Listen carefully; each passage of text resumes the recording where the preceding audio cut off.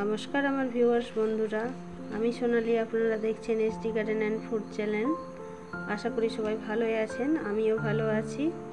আজ আমি আপনাদের জন্য নিয়ে চলে এসেছি পমফ্রেট মাছের কারি রেসিপি। চলুন তাহলে দেরি না করে রান্নাটা শুরু করা যাক। এখানে আমি 5টা পমফ্রেট মাছ নিয়ে নিয়েছি। পমফ্রেট মাছগুলো ধুয়ে ভালোভাবে আমি পরিষ্কার করে নিয়েছি। এবার আমি নুন হলুদ মাখিয়ে নিচ্ছি। দিয়ে দিচ্ছি হলুদ এবং পরিমাণ মতো নুন দিয়ে মাছগুলো এবার আমি ভালোভাবে নুন হলুদটা মাখিয়ে নেব।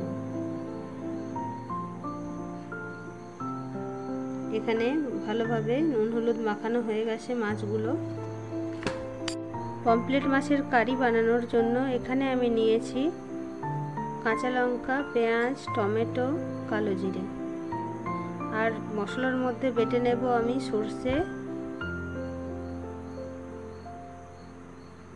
কাঁচা লঙ্কা, পোস্ত। যে মিক্সিতে এই মশলাটা আমি বেটে নেব। কড়াই বসিয়ে দিয়েছি, কড়াই দিয়ে দিয়েছি সরষের তেল। একে একে এবার আমি সব মাছগুলো ভেজে নেব। যেহেতু পমফ্রেট মাছগুলো খুব একটা বড় ছিল না বলে মাছটা আমি কাটিনি। মাছের এক পাশটা ভাজা হয়ে গেছে, মাছগুলো উল্টে নিচ্ছি।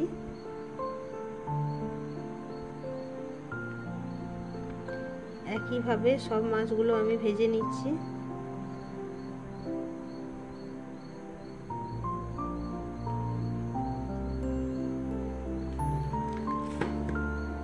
সব মাছ আমার ভাজা হয়ে গেছে।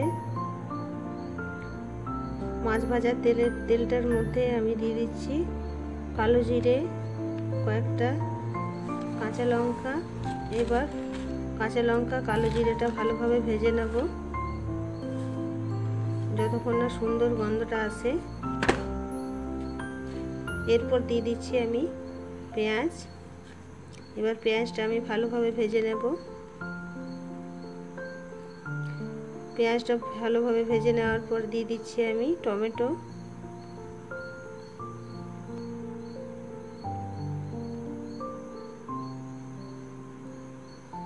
দিচ্ছি পরিমাণ মতো নুন,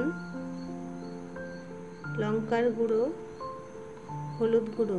এবার আমি টমেটোটা ভালোভাবে ভেজে নেব। টমেটোটা ভালোভাবে ভাজা হয়ে গেছে। এরপরে দিয়ে দিচ্ছি আমি বেটে রাখা মশলাটা। মশলাটা কিছুক্ষণ আমি হালকাভাবে কষিয়ে নেব। এর মধ্যে দিয়ে দিচ্ছি আমি জিরে গুঁড়ো আর ধনে গুঁড়ো সামান্য পরিমাণে। কিছুক্ষণ কষিয়ে নেওয়ার পর আমি দিয়ে দিচ্ছি জল। আগে আমি আদা রসুন দিয়ে পমফ্রেট মাছের রেসিপিটা দেখিয়েছি। দিয়ে দিচ্ছি সামান্য পরিমাণে চিনি।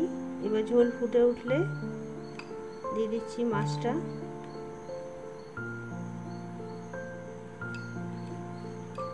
বন্ধুরা, আমার ভিডিও ভালো লেগে থাকলে অবশ্যই লাইক, কমেন্ট, সাবস্ক্রাইব করে পাশে থাকবেন। এর মাছটা আমি 10 মিনিট মতো রান্না করে নেব। 10 মিনিট হয়ে গেছে।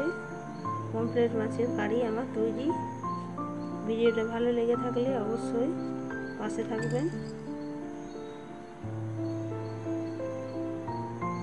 ভিডিও দেখার জন্য অনেক অনেক ধন্যবাদ। সবাই ভালো থাকবেন, সুস্থ থাকবেন।